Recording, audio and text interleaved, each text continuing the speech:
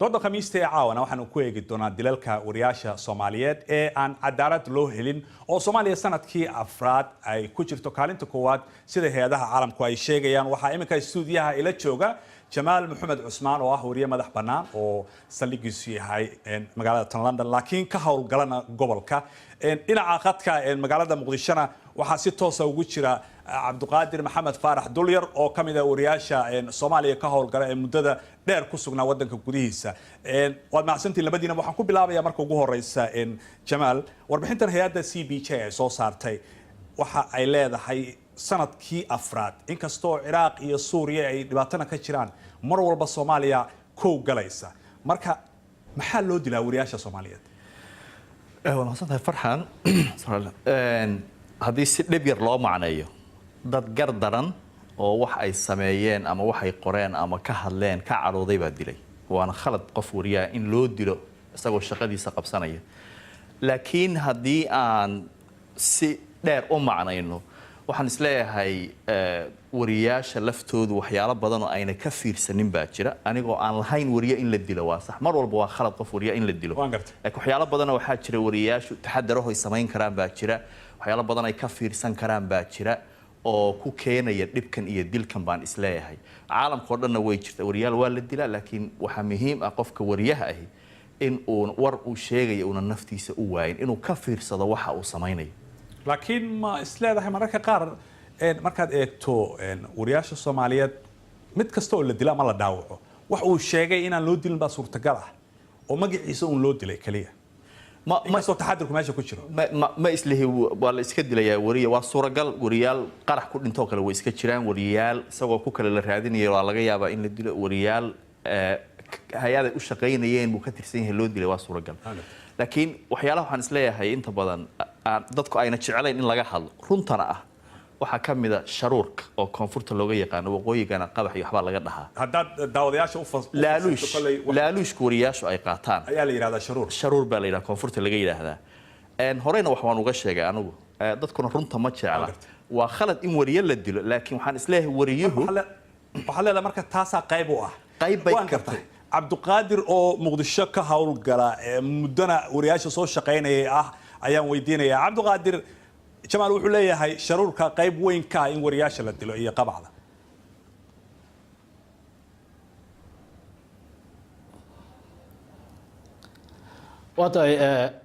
waa mahadsantahay Farxaan iyo ninkii Jamaal labadiina waa idin mahad celinayaa iyo BBC daba runtii anigu ma qabo arinta sharuurka inay sabab u tahay waa ka weyn tahay sababta loo dilo maaragtay suxufiga sharuurka ama lacagta laaluushka la yiraahdo de waxaan malaynayaa wax iska waadax ah oo bulshada dhanba de iska wada fahmi karto waaye haddii laaluushka uu ula jeedo lacagaha la charge gareeyo wararka ama xayeysiinimada ama maaragtay wariyuhu shaqada uu qabanayo de taasi office walba oo maanta Soomaaliya kamid ah ama ka jira ayay ka jirtaa magacyo kalaba ha loola baxo isagoo sharuur u bixiyo laakiin fududeyn ha loo bixiyo ama ha la yiraahdo maaragtay siyaabo kale laakiin waa wax iska caadi ah mana qaba anigu marka arintaas inay tahay arin wariyaasha loo dilo arinta wariyaasha loo dilo waa arrimo kale oo ka waaweyn marka hore waxay kala saman yihiin bulshada ayay waxay kala saman yihiin dhibaatada iyo mushkiladda dilka waxay kala saman yihiin bulshada qaybaheeda kale kala saman yihiin saraakiil la dilaa dhaqaatiir la dilaa culumada la dilaa aqoon-yahan la dilaa oday dhaqameed la dilaa Cabduqaadir marka sababta bulshada figure kamida waaye marka taasi ku imaanaysa kulli dadka hadda soo koobto sababta loo dilo maxay tahay marka Cabduqaadir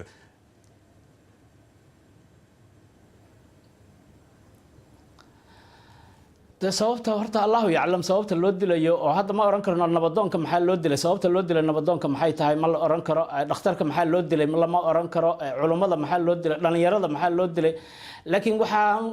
u soo koobi karaa inuu yahay suxufigu qof bulshada magac ku dhex leh qof shaqeynaya qof saameyn leh qof hadii la waxyeeleeyo ay bulsho fara badan dareemi karto ama ay ka saameyn karto ilaa xataa yani beesha caalamku inay ka hadasho hay'adaha xuquuqda inay ka hadlaan inay ilaa maaragtay wakiilka qaramada midoobay ka hadlo inay maaragtay madaxda sare dalku ka hadasho waa qof magac ale magacaas uu leeyahay suxufiga ayaa loo dilaya maahan in lacag iyo laaluush loo dilayo taasi waxaan maleynayaa inay arin xadgudub ku tahay suxufiga waa gartay waxaan ka xumahay codka aad u soo daahaya qadka Muqdisho waan isla garanay wariyaha in la dilay inay khalad tahay waa xaq darro waana gardarro aan macnayo tan sharuurka waxaan ka wado ma aha wariyuhu laaluush buu qaatay in la iska dilayo wariyaha laaluush marka la siiyo maamul goboleedyada maamulka Villa Soomaaliya xaqiiq way wariyaasha inay lacag siiyaan lacag waxay u siinayaan inay dhahaan waxaas noo sheeg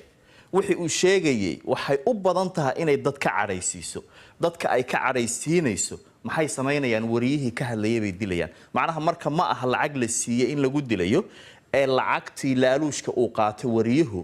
warkii uu ku sheegay baa marar badan sabab oo ah wariyaha inuu qof ka cadhaysiiyo awood badan oo daalim ah oo dilaa ah qofkaasna waxa u dhib yar inuu wariyaha dilo marka waxaan isleeyahay taas weeye sharuurka waxa aan ka wado in ay dilka keenayso mana aha kaliya laakiin qayb weyn bay ka tahay aaminsanahay waan gartay waxa soo hadal qaaday in taxadar iyo loo baahan yahay in tababar la siiyo Cabduqaadir baan rabaa qadka inaan soo geliyo Cabduqaadir wariyaashina Muqdisho jooga adoo ka jawaabaya hadalka ma heshaan tababaro aad ku taxadartaan oo aad shaqadiina adinkoo qabsanaya haddana aad isku daydaan inaadan dib idin imaan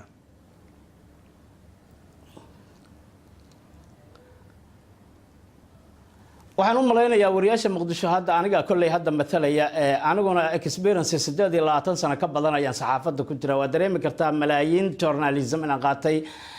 ragii waaweynaa BBC-da ka tagay tababaradii ugu horeeyay ay bilaabeen maaragtay ay wadeen oo Allah u naxariiso Yunus Cali Nuuri ay maaragtay wadeen tiraka 4 jeer aan qaadanay oo Marka iyo Muqdisho iyo Hargeysa ee lagu kala qabanayay 98 marka waxaan rabaa inaan u sheego Jamaal runtii waxa isaga qaldamaan u malaynayaa suxufiyiinta wuxuu sheegay inuu Villa Soomaaliya iyo madaxda dawladda iyo maaragtay shakhsiyaad iyo inay dad lacag siiyaan waxaan malaynayaa social media iyo suxufiga isaga qaldamay social media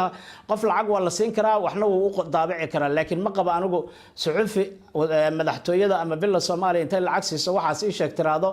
ama inta hebel lacag siiyo waxaas ii sheeg yiraahdo saxaafaddu waxaan malaynayaa stationka ama idaacadda ama TV-ga policy uu leeyahay editorial uu leeyahay wuxuu leeyahay tafaftir uu leeyahay mararka qaar qaladaad waa ka dhacaan laakiin ma u malaynayo inay qof laaluushkiis ku shaqeeyaan way u xayeysiin karaan mararka qaar doorashooyinka iyo electionada waa aragteen u malaynaa in loo saaro taasina waa business laakiin ma u malaynayo in lacago la siiyo saxaafadda ay soo noqon karto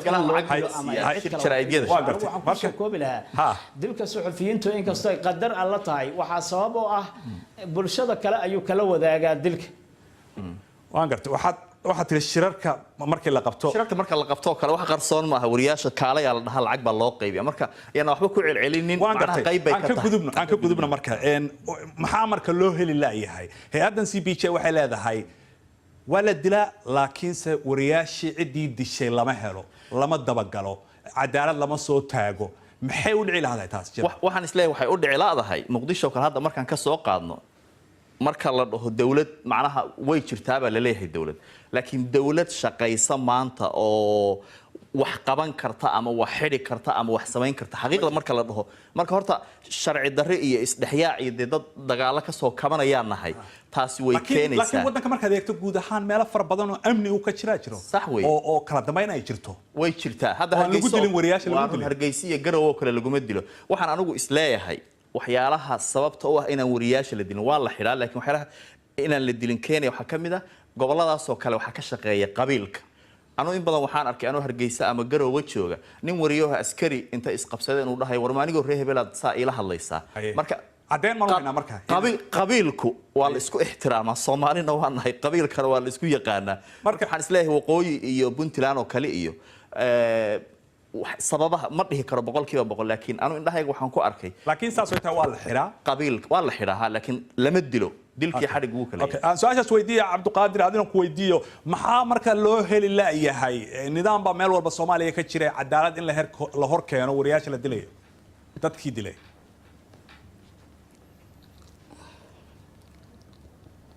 waa mahadsantahay Farxan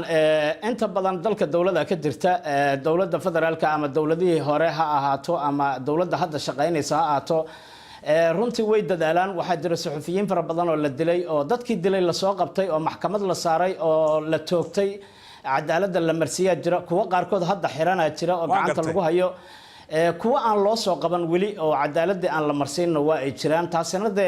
waa qayb ka mid ah bulshada maaragtay falalka ka dhacaya dambiilaha mar walba laguma guuleysto laakiin dadaala socda dowladuna way dadaashaa waana la soo qabtaa deegaanada kale to amniga ah sida dhinaca Somaliland iyo Puntland iyana hada iyagana waxa weeye saameynta colaadeed ama saameynta ay dadka wax falalka geysanaya ay ku leeyihiin koonfurta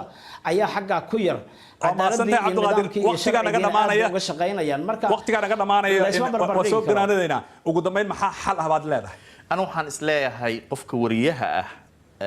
yes dad baa kambaniyadan iska leh dad baa ka faa'iida wariyuhu inta badan waxay u badan tahay inaan xataa mushaar fiican la siinin in uu naftiisa u halaagin war uu samaynayo